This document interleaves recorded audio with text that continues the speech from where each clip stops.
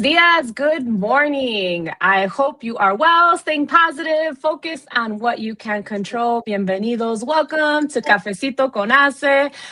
Drop in the comment section where you are tuning in from in the chat. Use that opportunity to engage, to comment, to ask questions, and to network with one another. My name is Patricia Mota, and I serve as President and CEO of HACE. HACE, a national organization whose mission since 1982 is to positively impact workplaces by cultivating the community of talent, providing insight, access, and support to be successful in their careers. A few key things before we jump in conversation with our special guest today is a few announcements. If you don't know by now, we are gearing up for our National Leadership Summit and Awards Dinner in Chicago, April 29th and 30th. We hope that you can join us. Amazing panel discussion, amazing leaders and networking to help you gain additional professional development, additional networks, and most importantly, be inspired. So check out our website. I know that information is also in our comment section. And then also our programs, as many of you may know, we do offer various cohort leadership development programs throughout the year. We are currently accepting applications for our spring cohort, so please check out our programs page for that. And I think that's it. Check out our website, say hola, buenos dias, good morning in the chat, and let us jump right in. And so this is Cafecito con HACE. So first things first, we ask our guests, what's your morning beverage of choice? Café? What are you sipping on this morning? Stephen and Sean. Good morning, and hello to everybody who's joining us this morning. I am drinking my usual ultra strong coffee with Trader Joe's vanilla creamer in it because I have a sweet tooth that I inherited from my grandmother that I wish is the only thing that from my grandmother I wish maybe I had a little less of, but that's what this is. Lo dulce. Well, good morning. And Sean, how about you? I am drinking black coffee this morning, Cafecito, and I can drink coffee any which way, with sugar, without sugar. I can drink it all day long, but got to cut it back a little bit. But super excited to be repping my coffee for our Cafecito this morning. Awesome. Well, Sean and Stephen, I'm going to ask you to tell us a little bit more about your cultura, your background, your cultural background. How did you get to where you are today? And before you jump in, I'm going to ask our audience that's joining us, please share with us, what are you sipping on this morning? And introduce yourself. I love the engagement. I think I saw we have someone tuning in from Singapore. Carlos, wow. We've got Central New Jersey, Minneapolis. I'm not even Florida, in Mocali. Never heard of that before. Stratford, Connecticut. This is a diverse audience and across the nation and globally. So, Stephen, let's start with you. Tell us about yourself. Well, I'm from the exact opposite of globally. I grew up in a city called Fresno, California, which is in Central California. My grandparents immigrated from Mexico. On the Juarez side to do what a lot of folks did at that time, which was come to work the fields and work the land. My grandparents were most importantly chasing their version of the American dream. They had, my mother was the youngest of 12. I have 54 first cousins on my mother's side. And with that large family, we all sort of took our place where we were chasing the American dream too. So my father was the first person in my family to go to college. My mother was the first person in her family to graduate from high school, and I was the second person in our family to attend university. So a lot of importance on integrity and values and being authentic around who it is that we were. I think the biggest challenge that we had at the period of time that I was growing up in is that my family wanting to assimilate and to, sort of become part of the community there, we didn't speak Spanish in my household. And so my grandmother did not speak English. And so she and I would sort of secretly, when my mother would leave us there, I'd break out my dictionary, and she would break out the Spanish newspaper at the time that she was reading La Piñón. And she would teach me how to read some of the articles, and she would open my dictionary and just point to words and I would teach her how to say that word and explain as the best that I could what that word meant in English. So, I think the multi-generational support system that many of our families have is one of the biggest assets that we have to our career. And is this the part where we're supposed to tell what we do? Yeah, tell us what your day job is and what you do as well. So my day job here in Los Angeles, I am the Global Inclusion and Impact Lead for Octagon Sports and Entertainment. Octagon is one of the world's largest sports and entertainment marketing agencies in the world. We represent a number of business areas, from Olympic athletes to professional athletes to working with professional sporting leagues to working with brands like Delta, who sponsor the Olympics, and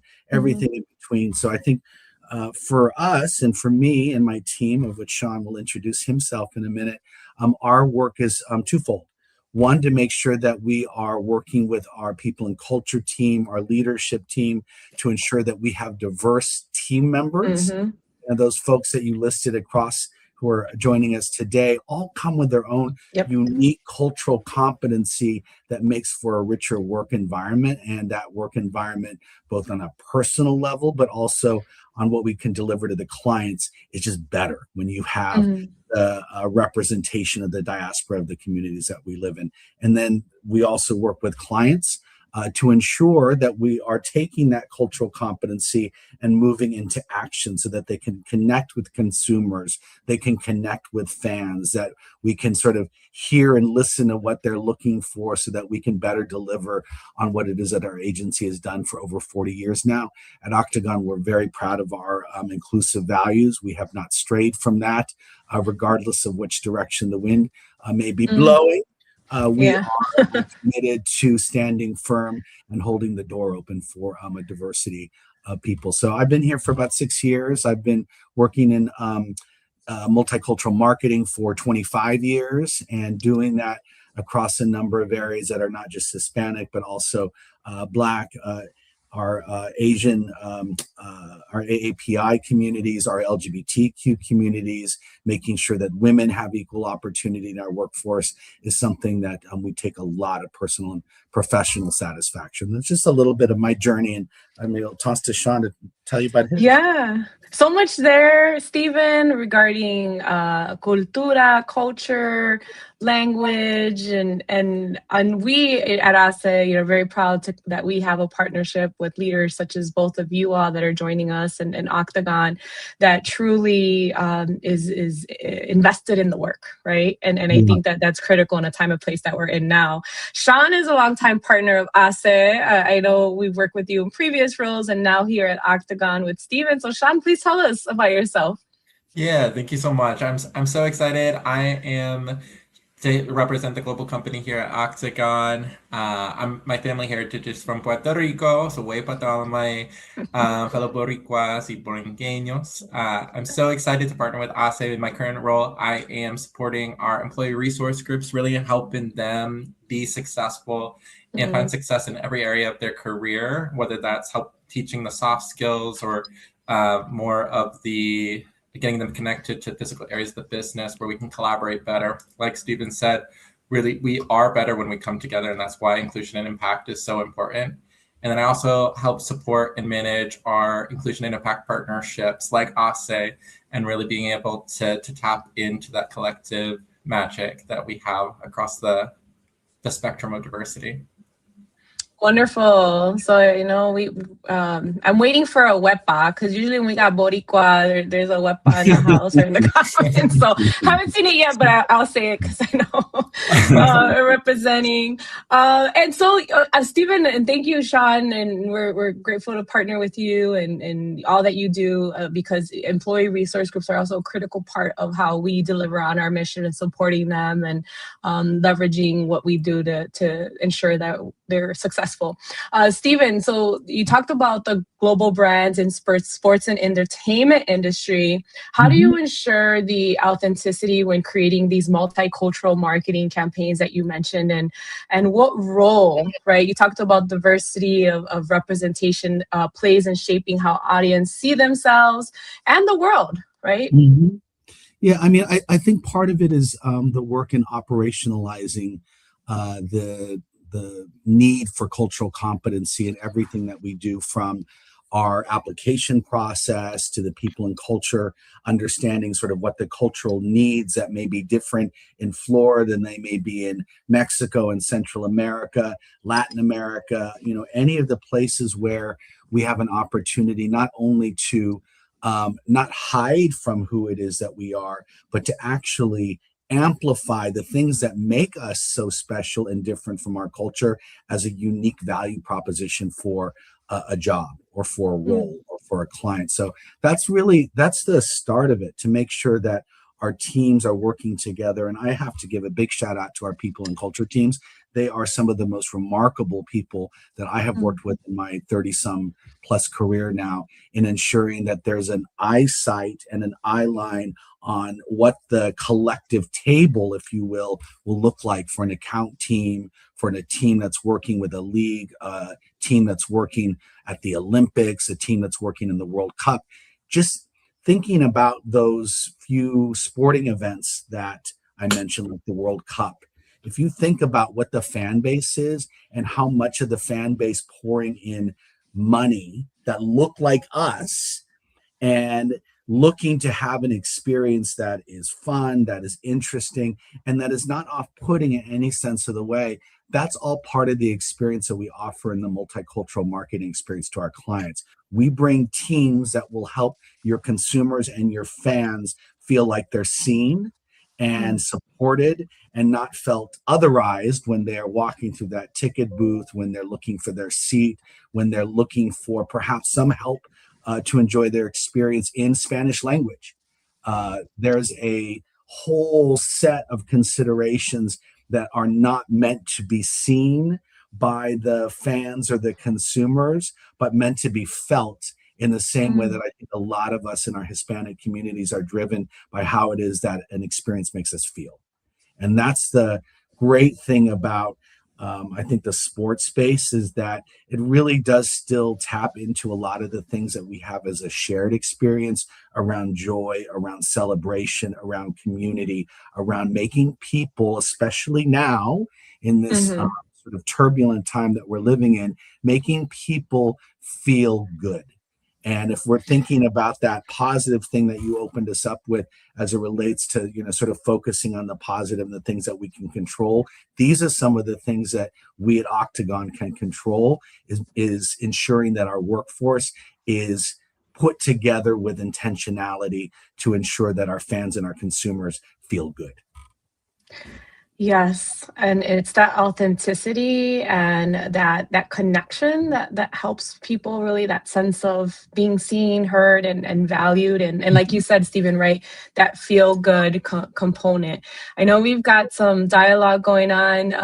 Jacob Hurtado added some resources on there.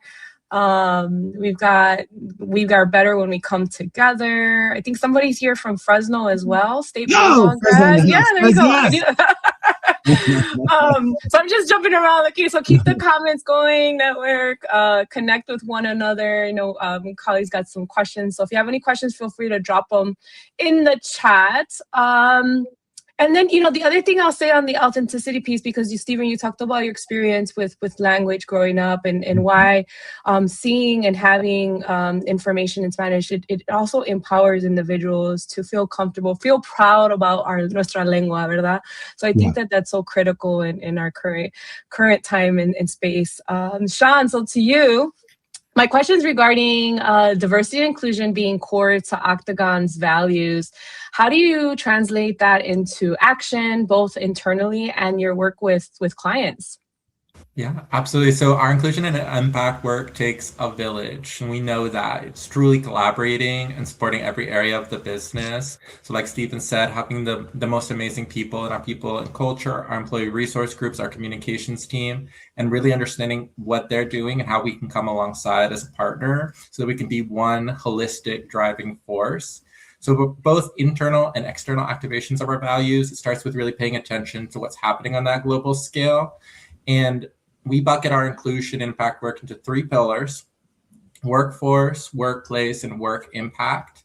So workforce, how are we having inclusion impact at the start, bringing people into Octagon, fostering their onboarding experience, and our workplace, how are we amplifying our agency culture so that our associates see themselves represented and they know that they can be successful.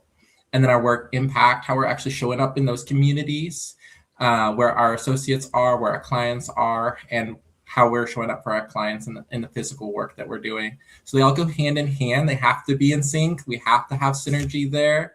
And since the research shows that consistent and relevant inclusion has a positive impact on these outcomes that we're trying to drive, like collaboration, innovation, engagement, that we see that show up in our workplaces. When I talk to our employee resource groups, one of the first things I hear is how they do want to have a positive impact on the business. We want, as people, we want to be successful. We want to feel successful. So my question always is, how are we fostering that creativity? How can we take that curiosity and provide relevant opportunities for them to be connected and collaborate together? And another thing I'm always thinking about is, and I let our members know, or our ERG members and our leaders know, don't discount your ideas. Sometimes we don't want to ask a question, or we don't want to give an idea about the business because we don't want to overstep.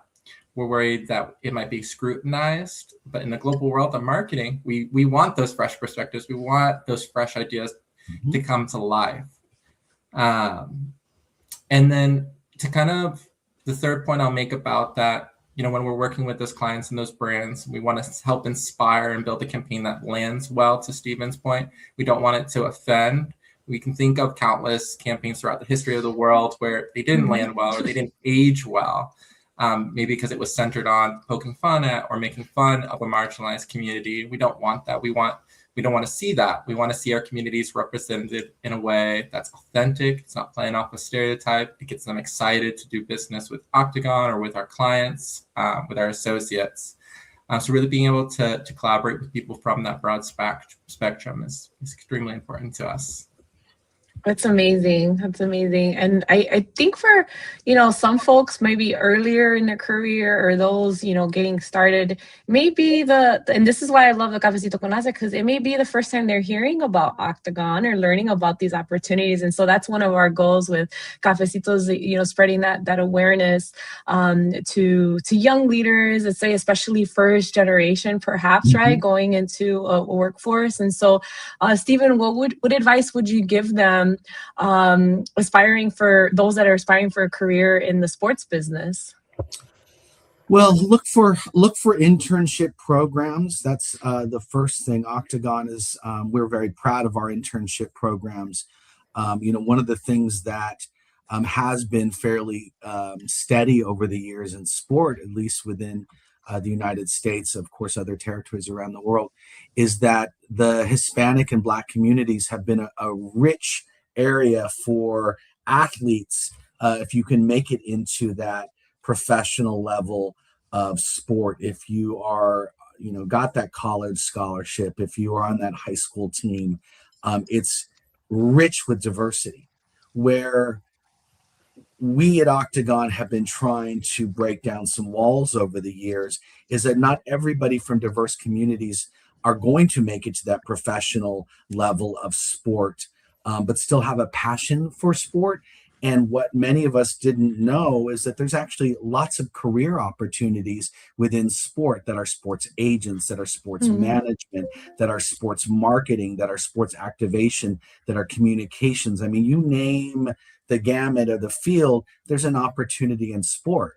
And I think for a lot of us who are, closer than other communities to having our grandparents first arrive, it's not often the first thought that our families have for us if we're the first going to college. Like, it's the professions of being a doctor or a lawyer or a CPA, or the things that, are the things that are the most obvious to a lot of our families as being that opportunity to move yourself closer to the American dream.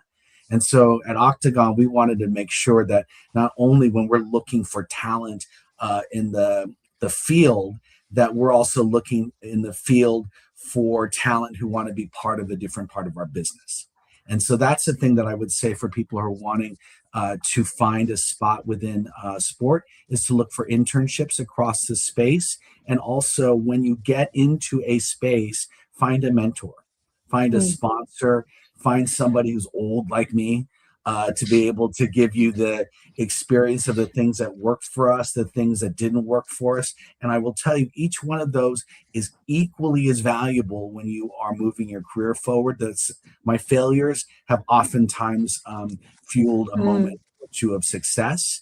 And then the last thing that I would say around how it is that you find your career is, regardless of what people may be suggesting in political arenas and conversations, in heated moments of any country's evolution, be proud of who you are. Be proud of where you came from. Do not be embarrassed about having multiple languages that you speak.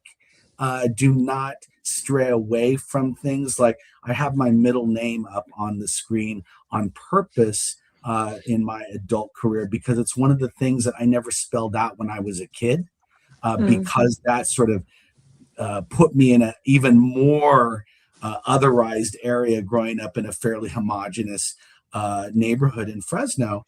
And one of the things I want to encourage people is that everything that you are is something to be proud of, especially and starting with your name. So remember, that is what I would say.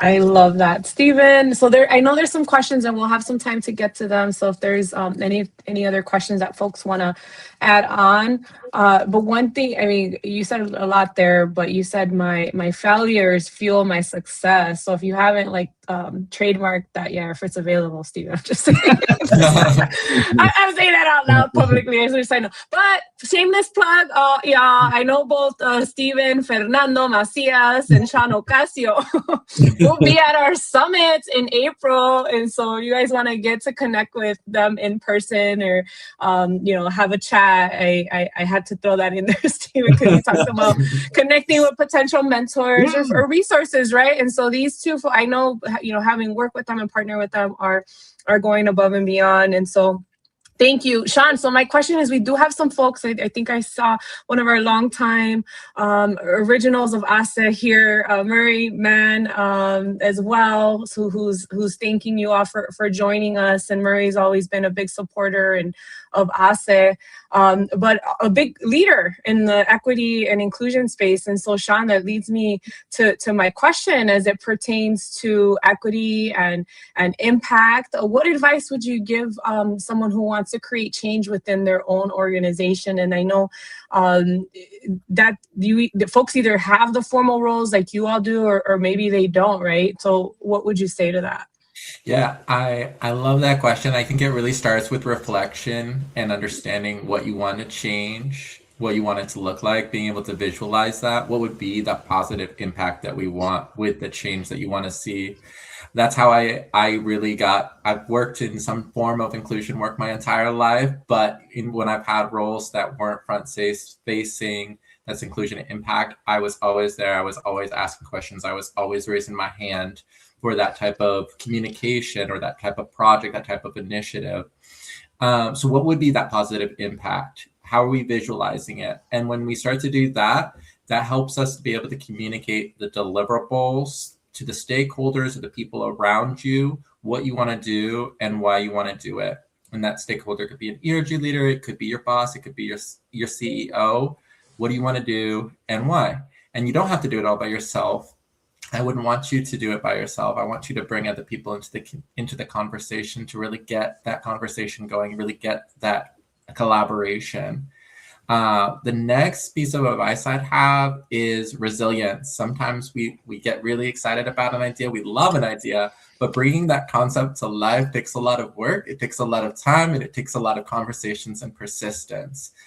So my advice to people who have an awesome idea and they want to get involved, and they want it doesn't take off the way they expected or they envisioned, is to hang on to that idea, because not right now doesn't mean never. Mm-hmm. And that's why in the inclusion impact work, something I'm so excited about and I'm a huge proponent of is really that road mapping piece, that really, how does this piece fit in with this piece, and how do we building that framework and those foundations so that when we're supporting our people, when we're supporting our business, it's in a way that's scalable, something that we can build upon and we can continue to amplify.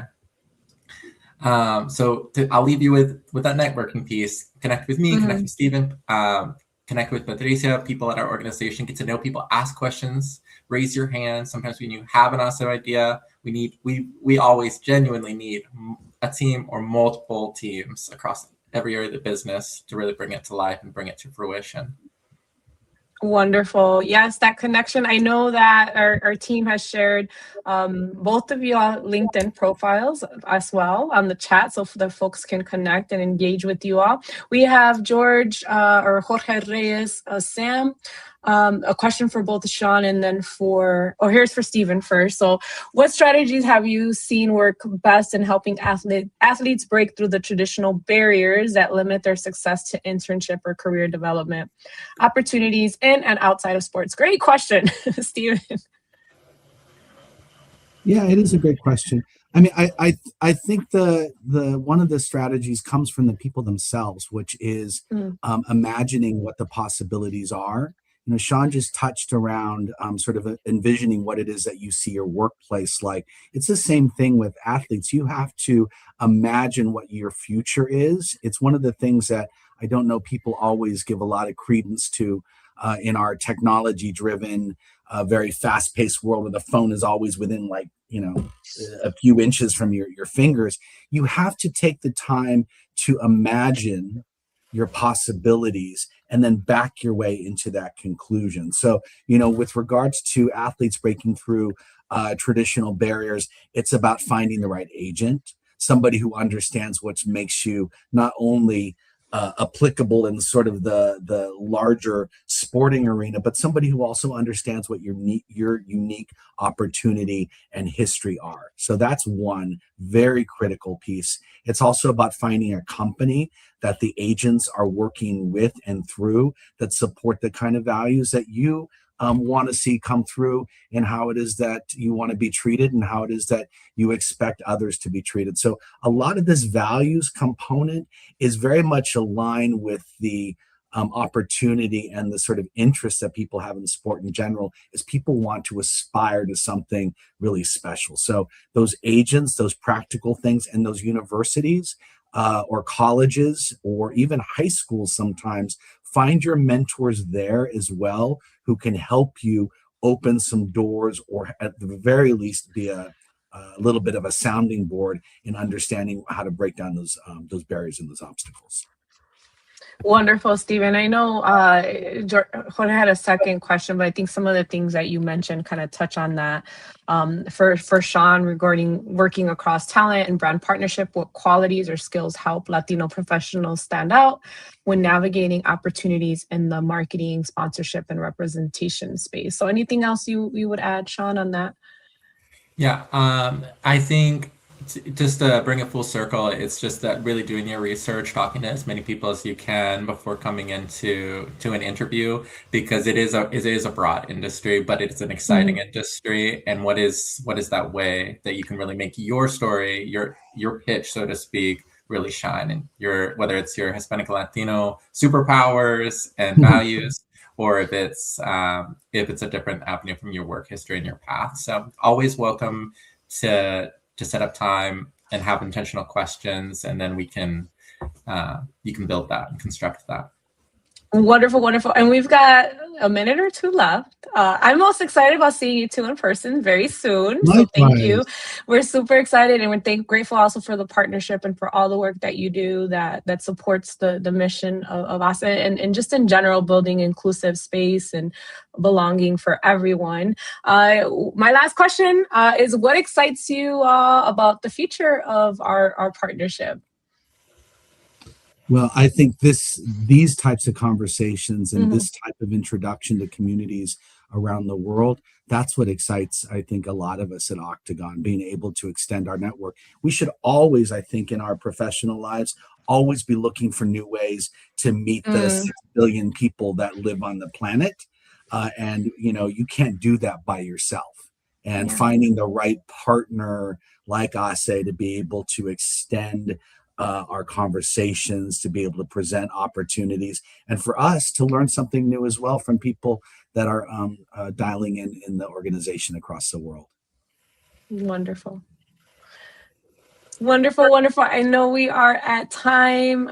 Stephen, Sean, mil gracias. Thank you, thank you. I know those of you joining in, continue the conversation. These videos will stay here. So I know Stephen and Sean will be shared the link so that they can continue to engage with you all. So thank you to again, both of you, all of you joining in. Y hasta la próxima. Until next time, everyone, take good care. Bye-bye. Have a good day. Salud.